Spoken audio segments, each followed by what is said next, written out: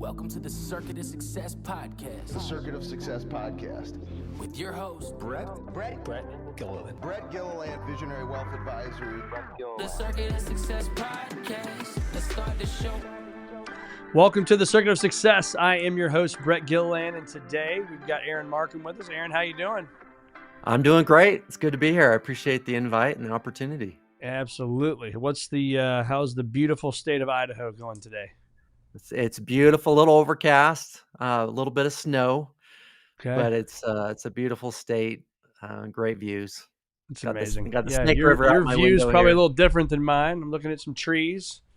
But, I can see a car dealership. I can see a little bit of a doctor's office, a church, a hospital. Some great stuff. And you got what do you got over there too? I guess it'd be your left. What are you looking at? My left, I am looking at the Snake River. My property backs the Snake River, and then on a clear day, I can see the Teton Mountain Range. Out there by Jackson Hole. So Beautiful. Beautiful. yeah. I almost had to take my vest off today. It's getting hot here. It's 62 degrees. I'm like, this is amazing. Yeah, not experiencing that right now. So I got the heat. You got the mountains, right? So that's right. Well, you are an entrepreneur, and you've got a new book coming out next week, right? The Entre Thrive, which is awesome. You founded and scaled several multi-million-dollar businesses. In 2015, you reached financial success, but was burned out and struggling to find sustainable happiness. So that's exciting to talk about that. Now that's what you spend a lot of your time doing, right? Is helping people do that. And I call it the entrepreneurial grind, the journey, whatever we want to call it. You call it the thrive, the Entre Thrive. So that's what we'll chat about today. That's the plus side of it, right? That's the plus side. That's right. So if you can, though, Aaron, give us a little background of what's made you the man you are today. You don't just wake up and do all this stuff. No. So I've been in the healthcare in-home care space for 22 years as an entrepreneur. My first company, 2002, started a home care agency, elderly care in the home. And the first 2 or 3 years of running that company, I was 28 years old at the time. I'm 51 now. And I was stressed, burned out. It was the grind, as you call it. Really struggling that way. And I had to figure some things out. I was coming home from work, eating dinner. I had 4 kids at the time. I have 6 kids now. Oh, My wife and I, we've been married for 27 years. So I'm pretty proud about that. But I was coming in, I was eating with the family, playing with the kids for a little bit, and then I'd go back to work till like 2 a.m. Right. And I'm sure a lot of entrepreneurs can relate with that. And so I figured some things out back then. And with that, clear back in 2005, 2006, put systems and processes in place, try to create a better culture. I just pulled a lot of different concepts together back then. And even, in that journey during that time, I was fascinated with well-being. I was fascinated with how do I get to my own freedoms? I don't know if you're familiar with Dan Sullivan's work, strategic coach. Yeah, he's my coach now. Okay. I love Dan. And he talks about the 4 freedoms: freedom of time, money, relationships, and purpose. And even back then, I was wanting to get into all those and experience them, but I didn't know the path or how. So when I exited that company and sold it, started another company, had this burning idea of data in the home care industry and creating a performance benchmarking and data company, which I did, called Home Care Pulse. And had a great success and it grew that. But you think I would have learned my lesson about that grind, right? And I didn't really learn my lesson. So about 2015, I was overweight. I wasn't happy. I had some financial success, but a lot of the other things weren't aligned. I was living what I call in the book, the lie of the either or. I thought that as long as I grinded it out professionally, then my personal well-being would catch up. And that's really never the case. And so I thought either I had to thrive professionally or I had to thrive personally, but I couldn't have both. That's the lie of the either or. And I started making changes later in 2015, 2016. I went all in a new passion, cycling. I started getting into biking and started investing in my own well-being. And if you look at our growth as a company in 2016, when I really started investing in myself, started letting go, allowing my team members to thrive, that's also the year we implemented EOS, entrepreneurial operating Yeah, system in the Gino Wickman. business. Yeah, Gino Wickman, friend of mine. And we just started having this exponential growth after that. Now, you talk to my people, my leadership team back then, they'll tell you it really started when Aaron started letting go, focusing on our culture, focusing on myself as a leader. I started living into my core values, living into what I call my guiding truths. And that's when the growth really happened. And from Amazing. there, Not I, shocking I, though, is it? Once you look back yeah, at it, like, duh, no, no kidding, right? yeah, yeah. Yeah, and it was accelerated growth. Like by 2018, I'd stepped down as CEO. I continued to be the visionary. I later on went through the positive psychology program at UPenn, #1 program in the world for that, because I wanted to learn why some entrepreneurs thrive and why some don't. And that was my whole reason to go into the program, is to help entrepreneurs. That's afterwards I launched the book. I didn't really think I was going to write a book from it, but after going through the program, I was like, I want to share this information with others.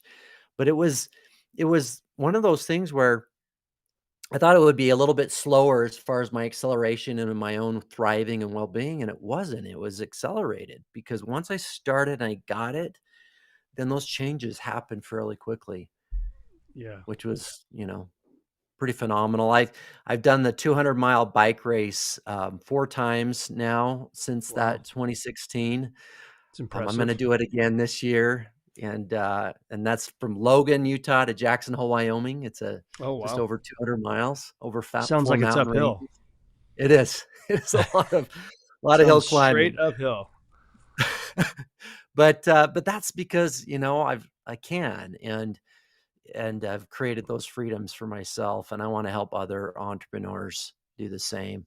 2018, I took a 7-week sabbatical that I never thought I could take, where I just left my computer at the office, didn't check in at all for 7 weeks.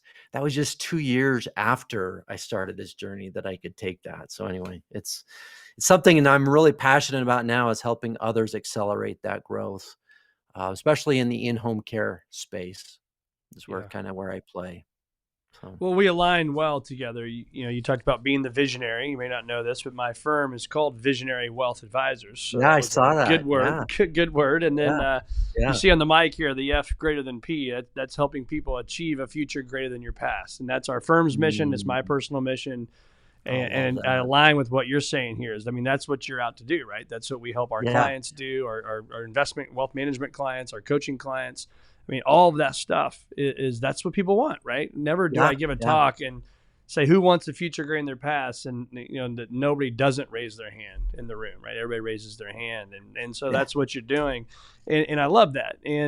But when you think about, you talked about just a minute ago, letting go, right? That you're not the guy, right? The man with the title. You're still the guy, but the guy with the title. How hard was that for you? Put that hat back on when you were the CEO. Now you're quote unquote, I like to say, stepping away versus stepping down, right? There's a different connotation there, but I think it's hard. It's hard, right? As a leader of my organization, I know the more employees we have, the less it's on your plate. Early on in my career, it's like, wait a second, I need to do this, and this, and this. How hard was that for you to let go? It was really hard leading up to it. I never, even in 2017, I never thought that was really going to all come together. But I had to, part of my letting go is to decide what I really wanted in life. Mm-hmm. And what I really wanted more than anything was more time. As much as I wanted financial freedom, I wanted more time. And as long as I was the man, because I was speaking all over the country, we owned the data for the in-home care space. We had the benchmarking study for the industry. We had all this information. And so I was being asked to speak constantly and turning opportunities down left and right, because everyone wanted us and wanted the data, and they wanted Aaron because I was the CEO of that company, and that's what they wanted. And I had to make a decision of what I wanted. And as long as I was the man, right, and for the company, that time would never be mine. Like I just didn't have the bandwidth or the time. So once I decided what I wanted, I started delegating speaking opportunities. to my COO, Eric, and others who are great speakers who had the ability. I just needed to let go and let them have that opportunity, which allowed them to grow. Right. Right. And once I decided what I wanted and I started letting that go over about 12 to 18 months, it just became freeing for me to where I started getting kind of fading into the background while others were elevating, forward. And yeah, by fall of 2018, I was like, it's really moving forward. In fact, Eric, my COO and integrator, he calls it where I was confident in their abilities at that point in 2018, after a couple years of implementing EOS and implementing all these best practices, pursuing my own passion, that I had total confidence in my leadership team, but we hadn't yet tested the competence. And so that 7-week sabbatical was that test of their competence. Yeah. Could they do it without me? And when I came back, they had grown. They had accomplished things I didn't even ask them to accomplish. And that was a test to say, you know what, this can run without me and I can step in the background. And that was, letting go of your ego is another thing I had to do. I had to say, you know what, I no longer need to be that guy. Yep. And if you ever want to exit a company, I'm sure you teach your clients this. If you want to maximize your exit, most buyers don't want that founder to stay on board for the long term, right? They want to buy a company that runs without them, and you can maximize your exit by doing that. And that's what happened. I maximized my exit because I was no longer that guy. I love it. So, I love it. Yeah. Well, it's great, man. And I think it takes a lot of transparency, vulnerability, humbleness, right, to be able to do that stuff. And so congrats to you on doing that. So when you think about no miss items, I love chatting with this about people. Like, what are some of the things, if I followed you around with these cameras we're both using here and every single day, and I know you're going to say, exercise is definitely part of that, but what are some items that are kind of, not the big ones that we would think about. That no miss. We know Aaron is doing that day in and day out. Yeah. I'm a spiritual person, and I'm not shy about saying that. Prayer is something I focus on every morning. Yep. I have really gotten to meditation lately. In fact, I do meditation first because it helps open my mind a little bit more to be more prayerful.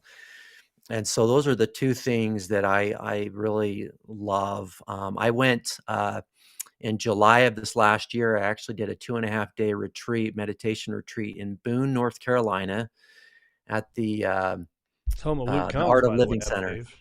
What's that? So I think that's the home of Luke Combs. I'm a big country music guy. Yeah. Luke Combs is from there, I think. Right. I think you're right. I don't know if he's been to the center, but it's the Art of Living Center. I shout there. I'm a big fan. And so 2.5 days, 3 days, I learned this meditation called sky meditation. And I think it's the entrepreneur's meditation because it's a breathing meditation that really helps me focuses my energy, gets me to be a little bit more still, but allows my thoughts to come in and out. I'm not a big fan. I can't sit still in meditations where I'm trying to get rid of all my thoughts. That's almost impossible for me. But this kind helps, bring it in. So meditation has been a big thing, especially this last year. I really got all into it. Journaling. I call them in the book. I call them deep thrive sessions. I have 2 or 3 of these a week. Every day, no, it's a little bit too much every day. But my deep thrive sessions are meditation, prayer, and journaling, and then creativity. It's one of the laws. It's the second law in my book. Every entrepreneur, in order to invest in their well-being, they've got to take time to create. And so my deep thrive sessions are all about creativity. So I start off with those things, and then I spend 45 minutes to an hour creating, maybe it's an idea or concept. Maybe I'm curious about something that I want to start looking more into, but it's this kind of creation period, or I'm learning something new. And I try to kind of go all in with that. As you can see behind me, I'm a big learner too. So that's one thing that I do. I don't know if you ever read the book, The Slight Edge. He talks about 10 pages a day. Yeah. I have. Yeah. Well, it's Yeah. funny because I connected with that book. So I've been doing 10 pages a day since 2016. So Yeah. 8 years. I was like, Wow. I'm tired of being this guy that, I'm sure like you've got 1,000 books back there. And I used to be the king of I'd read 30 or 40 pages and then it would sit on my nightstand and then it Yeah. would go in a drawer. Then it would go on the bookshelf somewhere else. And I'm like, you know what? This is Yeah. stupid. Go read a book. Yeah. And so Yeah. I'm a big, huge proponent of believing in 10 pages per day 10 is pages a a game day. I've been changer. doing it about the same amount of time. That's That's about awesome. when I came into that. And finding a book that you can, I mean, by doing that, you can at least finish a book a month, right? Yeah, So that's been a little I bit of a like it. secret sauce. Yeah. Well, anybody that listens to this podcast knows that I'm dialed in on that because you basically just Yeah, I mentioned all love the it. things that I talk about every time. Is meditation changed my life with anxiety and so on. So it was a game changer. Still practice it to this day. My kids understand meditation. I mean, it's a big deal in our family. You and I need to hang out more, Brett. No Sounds like kidding, right? we've got a lot We got a in lot in common. common here.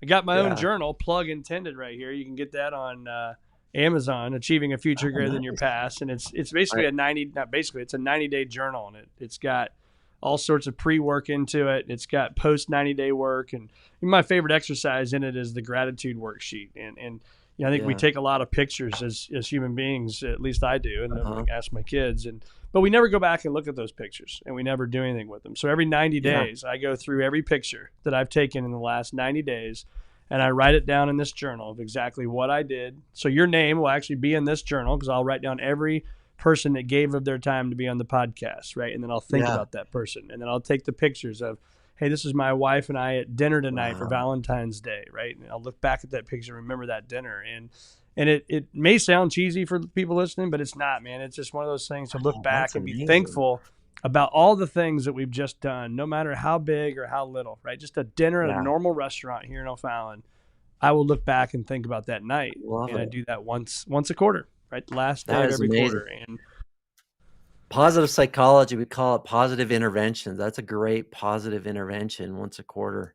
So Yeah. I'm gonna order your journal. Hey, Love it. thanks, my man. Yeah. Yeah. And so I love new journals. I love new concepts like that. yeah, what's 22 years of work right into one Yeah. thing. And there's a daily planner that I do Monday through Friday. And then at the end of the week, it's a weekly scorecard where you'll look about the things that you learned about yourself this week and your biggest awareness, your gratitude, all this stuff. And then there's a Sunday planning worksheet that every Sunday you got to get prepared for the week and visualize and think about what the things are that you want to do. But this isn't about me. This is about you. Let's talk about the science behind why most successful entrepreneurs are the happiest and why it's important for entrepreneurs. Yeah. Yeah, because there's a lot. If you look at the entrepreneurs as a whole, they aren't necessarily the happiest, right? Is Mhm. that they're, especially early on in their journey, they don't figure out early on about, they're just in their business fighting fires, but the responsibility as entrepreneurs that we possess, the livelihood of others that we employ, all of that plays into our well-being. But the real successful ones, the ones that have figured it out, they have figured out that, one, they have to get clear on what they want and be okay and not apologize for what they want. That's something I've learned from Dan Sullivan again, as far as like, don't ever apologize for wanting what you want, is what he calls it, you know? And successful entrepreneurs are not apologetic about that. They're like, this is what I want. This is what I want out of life. In the book, I call it your guiding truths. Like, establish your guiding truths. Like, for example, my first guiding truth is my mind is at peace. Like, for me, if I have a peaceful mind, I'm making good choices and so forth. I have another one that's that my ventures create freedoms. You know, Mm. I'm Christian. I have one that's my heart belongs to Christ. I have another one that says my family receives of my time, and all these guiding truths kind of are my direction. It actually, when I create a new company and I want to establish core values in that company, I start with my guiding truths and what's really important to me as the entrepreneur. And Mhm. once you get clear on that, then the second, and this is the second law. So clarity is the first law. Creation's the second law, is that if you can spend every week carving out the time to create, It's amazing what that does for your well-being. And real successful entrepreneurs carve out time. The ones that are challenged, the entrepreneurs that are struggling, I believe, if you look at their calendar, it's just all over the place, right? There's no rhyme or math to it. It's just they are at everyone's whim.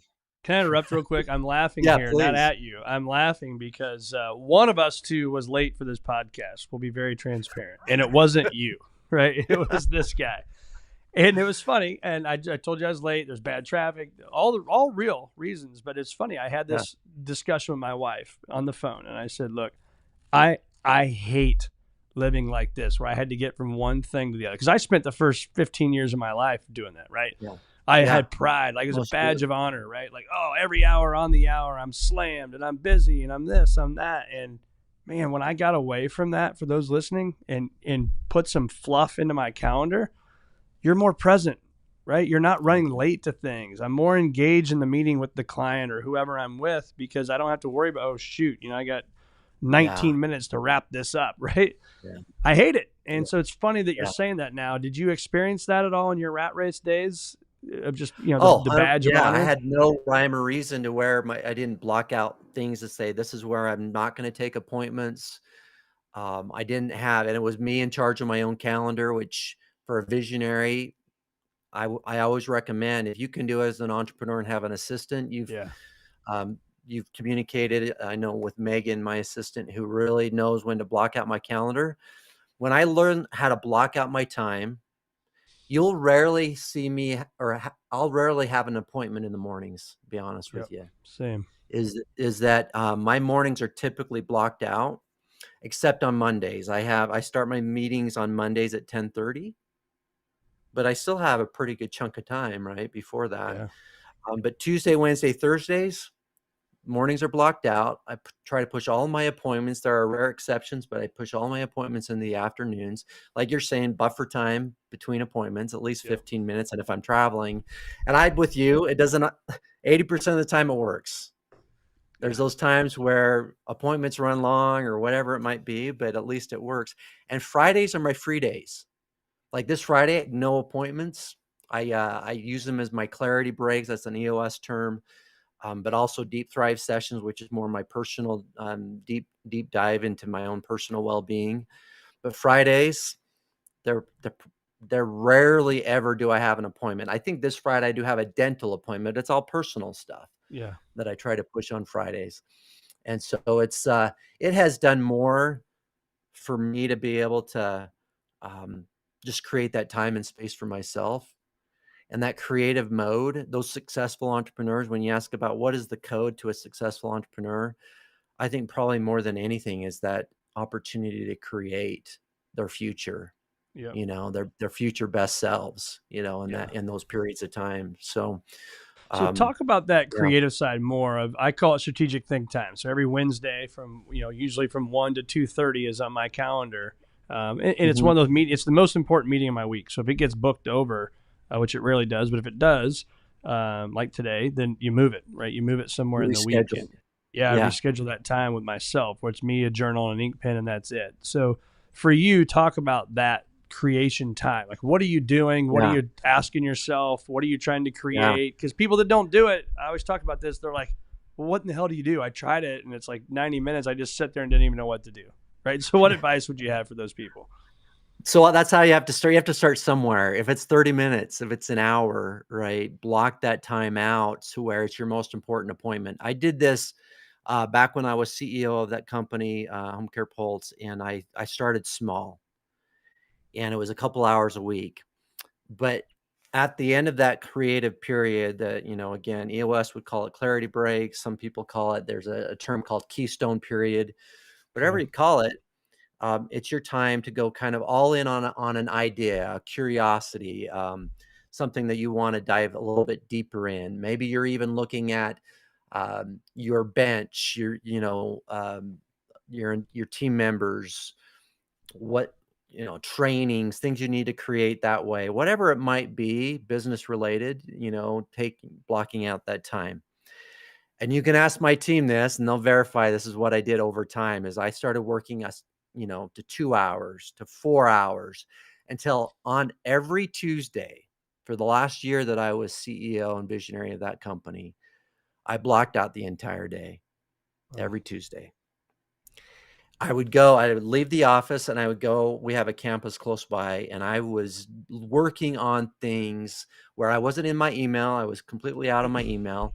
The only person who was allowed to communicate with me during that block of time was my COO, Eric. And often it was me throwing an idea at him based upon what I was creating, and saying, "Hey, what do you think about this?" But if there was an emergency, he could call me, and that was certainly okay. Rarely did that ever happen, but you work into something like that, and that requires complete trust with your team to be able to do that.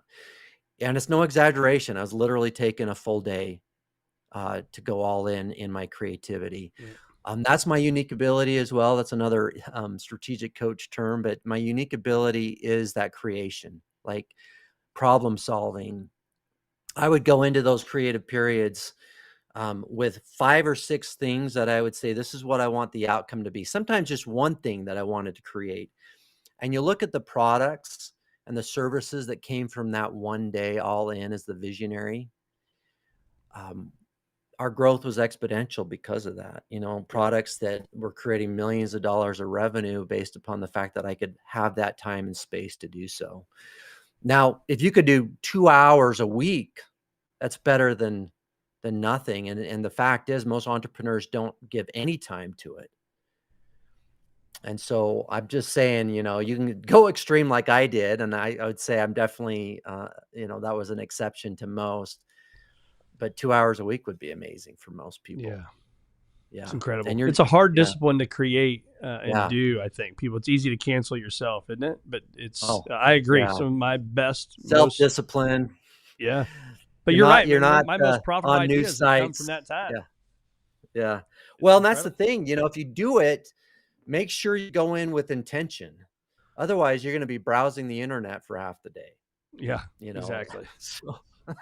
That's why I said mine's an ink pen and a journal and me. Yeah. It's turn off the technology. So, you mentioned earlier about the either or. I had a guy who was more of a mentor when I started in my early 20s. And I was probably 22, 23 when he said this. And he said, focus on the abundance of the and versus the tyranny of the or.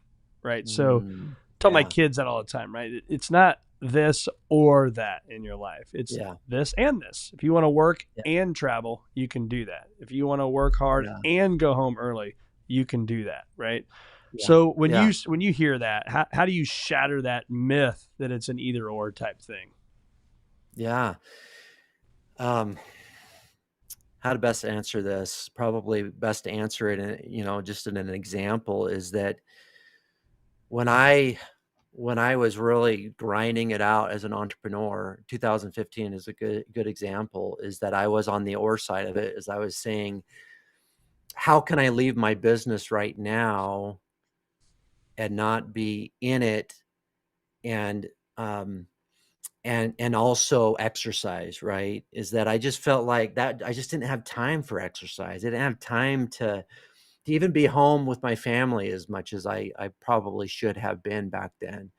Is that I felt like I had to grind it out because my team was depending on me and my customers were depending on me.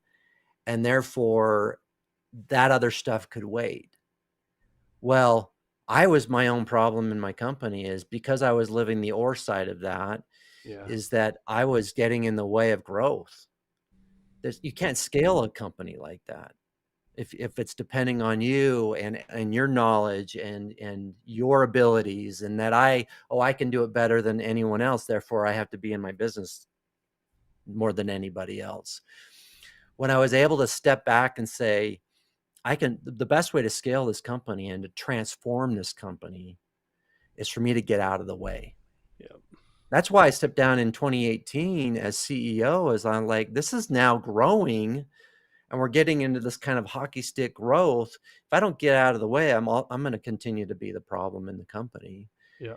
And so I had more capable people on the marketing and sales side that could grow it exponentially and partners who could. And I knew what I was good at. And I had already built this company to where I'm like, you know what, I need to step out of the way. And so that's when I stopped living that lie and said, okay, I can't scale this way.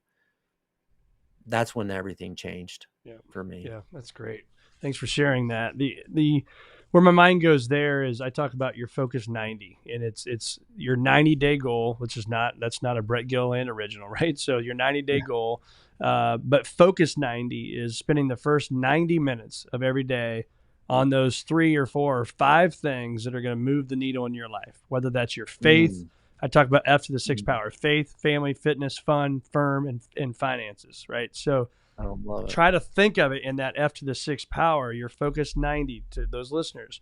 What are the things you want to do? And I know it's not a perfect world, and some people have to be at a job at a certain time and, or they're going to be fired, right? But for those that have flexibility and freedom, for me, or get up earlier, is that focus 90, right? What are those things that are going to move the needle?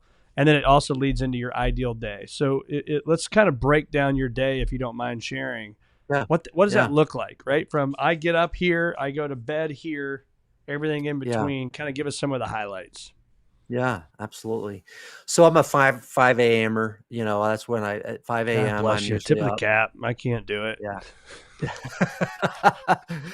There are days, weekends, I'm not 5. I don't get up at 5 a.m. I typically, because I'm usually up later with teenagers. So I still have two teenagers at home. So, Okay. But I go to bed earlier though, too. So 9 a.m. is something that I've been doing a lot this last year. So you go to bed at 9 p.m. every night? 9 p.m. Yeah, sorry, 9 p.m. Yeah. 9 p.m. I'm winding down about 8:30. And my kids, my wife comes to bed. We're trying to get in sync with each other, right? Where she's usually 9:30, 9:45 is when she finds her way. But I'm just finding that 8 hours of sleep at 51 years old is pretty important to me. Yeah. So see, lucky I'm still getting home from like right now a soccer game or basketball or volleyball. I'm getting home at like 8:30 at night. I'm like wired and still got to get some. I got a 9-year-old, so I think it's tough. But that's why I asked that question, man. I think it's important for people to hear other successful people their calendars. Yeah, and it's not every morning. Like I'm with you. Is like my son's in basketball. Now, fortunately, at his age right now, his basketball games are earlier, like 6 p.m. And so I'm able to get home a lot of times. But when it's not working totally in sync, then you have to give yourself. I'm more set on the 8 hours of sleep than I am on when I wake up. Yeah. So if I get to bed at 10, I'm going to set my alarm for 6. Okay. You know what I'm saying? That's actually more important to me right now because I've done the research on it. I think that's what I need. Some people need 6 hours. I need 8. I need 8 hours of sleep, and then I'm at the gym 3 to 4 times a week. And then during the winter, I do the bike trainer for my cycling. Yeah. And so my wife and I do quite a bit of that. And so I'm a 5 to 6 days a week on exercise. So 3 to 4 days cardio. Tuesday, Thursday, Saturdays are usually my cardio, and then gym Monday, Wednesday, Friday are my gym times. And that's where you're doing weights and kind of different weight, strength. I've really become a fan of strength and protein and getting all that. Seeing more and more come out on that. Yeah. How important it is for us as we age to stay strong, right? That's I follow. Oh my gosh, he talks about this being a centurion. Drawing a blank on Peter Attia, and you think about like I want to play golf on my 100th birthday. That's my goal. Yeah. And so, but you think about that flexibility, mobility, and strength is critically important right now. It is. Yeah. And I feel I'm in better health than I was 10 years ago. I really believe that, and that's a good feeling. And that's always been really important to me. I start my work day. So I do like deep drive sessions sometimes, 2 or 3 days a week where I'm doing the meditation. I do meditation every day though. That's one thing I try not to skip on, in my prayer. And then, the 10 pages is part of that. I usually am starting my work week my work day about 8:15. Okay. Is when I kind of launch into my day. That also gives me an opportunity to be with the kids in the morning. Yeah. When possible. So I love it. I love it. That's it. Yeah. How many fears you've ever put in your mind? Right? Mind's a dangerous place, isn't it? And how many of the fears you've ever put in your mind have actually blown up to the magnitude you put them in your mind to be? Can't think of a single one, to be honest with you. It's like, yeah. Yeah, I laugh. It literally every time. It's like the person kind of pauses, looks away, and they're always like, "Yeah, never." Yeah, but Never. we're all Yeah. guilty of it, right? Or am I the only one, Oh, right? Maybe everybody's like, "Shut up and stop asking that question." But we put in our minds like these things, right, that are going to happen, and they don't. They just don't happen. yeah. What do you They say don't. about that? Well, we blow it up, right? And we ruminate. That's a psychology. We talked a lot about rumination, right? Where we just kind of go over the worst case scenarios in our mind, and that can paralyze us, Yeah. from even taking action that we need to be taking. Um, and I would imagine that, of course, there's situations that turn out worse than we thought they would, that we weren't planning on. I mean, that's life. I personally can't think of one that I actually knew was going to happen. I usually blew it up in my mind that the outcome was going to be worse than Yeah. really took. But there's always those things that come from left field that just surprise us in life. Yep. When someone close to us dies, I mean, obviously we don't expect that, but in business especially, I have found it to be the case that and I'm completely guilty of this, of blowing things up bigger than they really needed to be, and it paralyzed my ability to make good, solid, clear decisions, Yep. and move forward. Yep. So, So what's the thing right now that occupies your brain? So you think about the future and you think about the things. I'm sure there's a laundry list of stuff that you want to accomplish and the impact you want to make. Is there a constant theme of a need out there in the world that you're trying to fix and fill that gap? yeah, and I've kind of mentioned it, and that's what the book is about, is to help people live what Aristotle called the good life. And my target audience are entrepreneurs, and helping entrepreneurs live the good life.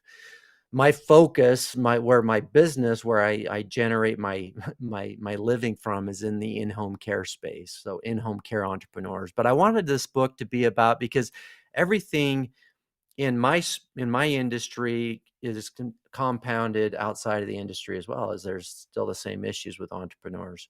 Yeah. And so if I can help combine positive psychology with entrepreneurial well-being, and how can I help them thrive, that's really what those 8 laws are about in the book. And so that's what I feel called to do right now. Yeah. And when you feel called to do something, I talk about it in the book, is that's the 5th level of grit. Yeah, curiosity, interest, practice, which is the 3rd level. 4th level is passion. That's where a lot of entrepreneurs stop. But when you feel Mm-hmm. called to do something, Yeah. your ability to persevere and that staying power is so much more deeper, right? Can you repeat all those again? Number one was Yeah, what? yeah, yeah. It's 5 levels of grit, and it starts with curiosity. Like when we're first curious about something, we start doing research or whatever. Interest is, now we're going deeper. We're actually making even maybe some investments into what we want to do. The practice phase is the phase that a lot of people, especially younger entrepreneurs, want to skip. They think the passion will just come and just kind of fall in their laps, when they're not really like practicing what they're really wanting to do and doing it long enough. So practice is the 3rd phase. The 4th phase is passion. So once you get to the passionate phase, then your grit, you have that staying power. It's just, Yeah. it's about what's important to you as an entrepreneur. What are you passionate about? But the 5th phase is one that a lot of people overlook, and that's the calling phase. And the calling phase it includes passion, like what you want as an entrepreneur. But the calling phase is, how can I make an impact on others? Where am I going to, what do I want to do with this, whatever that is? Yeah. And for me, it's helping entrepreneurs figure out how to thrive and to invest in their own personal well-being while their company's exponentially growing, Yeah. at the same time, and find those financial freedoms that you're really good about doing, through the exercising of these 8 laws that I talk about. that's what I feel called to do, Love and that.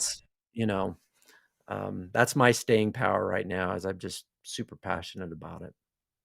Yeah, that calling is massive. And I mean, I think for me, when I found that, our mission, achieving a future greater than your past, it is a calling. I mean, what we get to do Yeah. and who we get to serve every day, our clients, and, we're helping them with their biggest goals of their life, and Yeah. I've had the pleasure of doing that for 22 years. It's pretty freaking amazing, man. And, Yeah. but I think it is, and it's hard. I think, especially for younger folks, you don't know that you may have passion, but that calling, I think it takes a while to find it. Don't you? It does. It does. It does. When I first got in the in-home care space, I didn't, I got to the passion, but I didn't feel called for a while. It was just Yeah. more, this is what I like doing this. I'm making money at it. And I'm passionate. I feel like I'm passionate about it.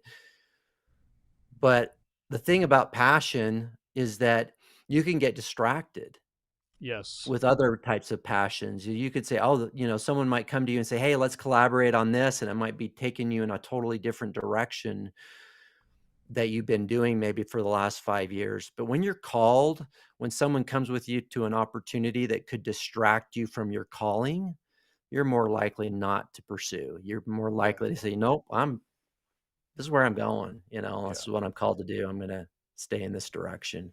Well, I think it It's that helps you with staying the power. word no, right? I mean, Yeah, if it it's does. not going to move the needle, for me, it was learning over the years on how to say no. Still want to say Yeah. yes, be abundant with time and all that kind of stuff. But at Yeah. the same time, we gotta guard that time, don't we?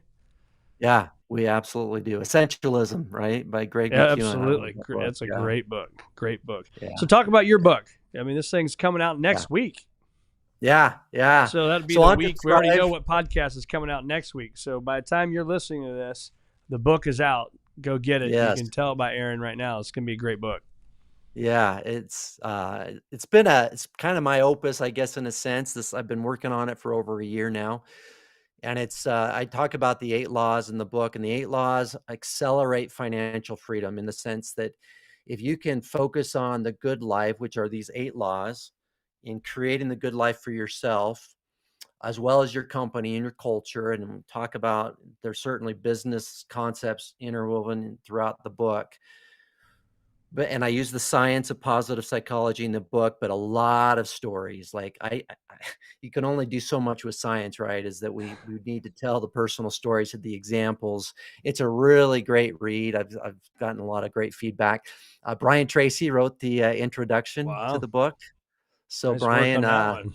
yeah, Brian, he just turned 80. And Oh, wow.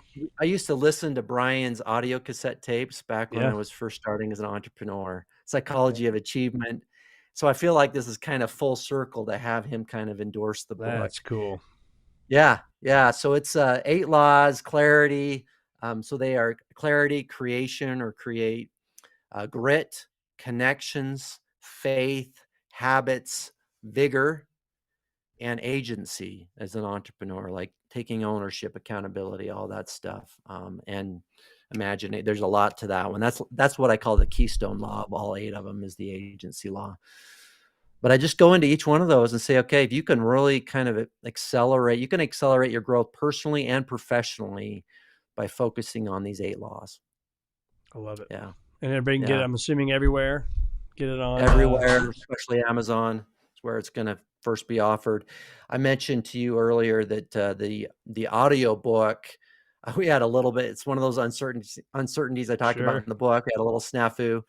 And so the audio book's going to be released mid-March. Okay.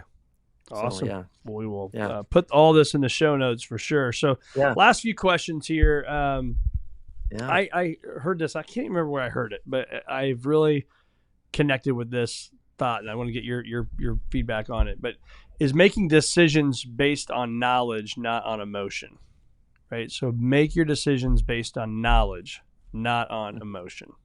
So when you hear that, what comes to mind for you? Wow, that is a loaded question. I've never been asked that before, Brett. That's a great question. I so connected with it, man. And for me, I'll give you some time. I'll buy you some time to think about it. But you probably don't have time. But for me, it's exercise, right? That's the easiest one that I think a lot of us struggle with. I know you do a good job with it. I do a pretty good job with it. Always could be better, maybe not. But it's really helped me make my decision to go to my gym at home and work out and do the things I need to do, based it on knowledge, not how I'm feeling in the moment. Yeah. Yeah. That emotion. Yeah, that's powerful. I could certainly relate with that one, because emotions, if I look at the decisions that I've made over my 22 years as an entrepreneur, and those decisions that I made emotionally, the outcomes weren't as good. Right. They weren't as, in fact, I could think of one in particular. I went to a seminar, and some of these seminars, there's a lot of emotions, right? You're getting this kind of pumped up and so forth. And I came out of that with an idea, like an emotional idea of how we could change the industry and helping seniors find in-home care. And I had, I could create this website. And anyway, long story short, it was a gut reaction of we needed to do this. And I was overlooking some of the knowledge that my team was giving me and feeding me, that this could step on the toes of our current customers. We had large customers, and what we ended up doing is launching a website that competed with our customers' websites from an SEO standpoint, in a nutshell. It was an emotional decision on my part. And I lived off that emotion for 2 or 3 months as we were kind of building this thing out.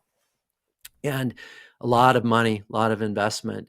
And we ended up not even moving forward fully with the whole concept.